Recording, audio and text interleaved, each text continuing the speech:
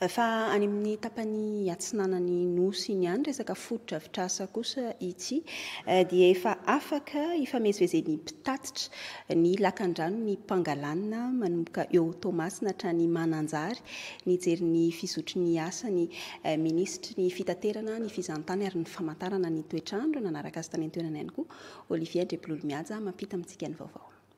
30 isan-jaton'ny asa no efa vita ankehitriny ao anatiny ilay ampahany voalohany izay mainga avy ao Toamasina mifarana eto Mananjary. Mizara telo mazava tsara ny asa tanterahana eto. Satria rehefa natao zany ny identification dia misy ny point noir miparitaka amin'ny canal.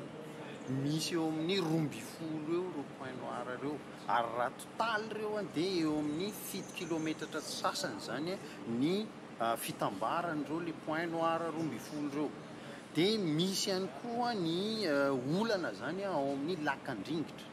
Iny zany ny traitena mitokana koa iny.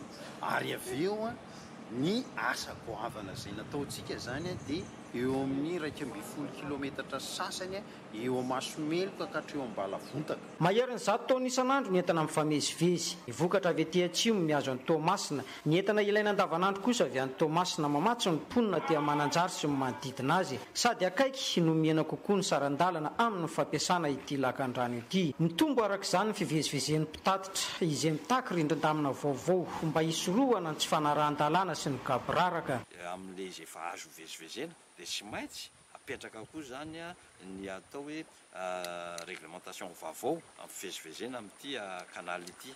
Dia zany ihany koa moa zany efa manomboka mieritreritra an'izany ary mametraka an'izany fomba fiasa vaovao zany ny ao amin'ny APMF. Fa zao ary raha mbola tsy tena hoe vita tanteraka ilay asa dia efa hita zany fa efa manomboka mivezivezy ireo sambo maro karazana eto amin'ny ty toerana ity dia hita eo zany fa efa manomboka hita ny vahoaka ny fiovana amin'izany hoe fivezivezena eto amin'ny canal de Pangalanina izany ka zava-dehibe zany fijeriko azy amin'ny fiainam-bahoaka izay mampiasa n'ity canal ity.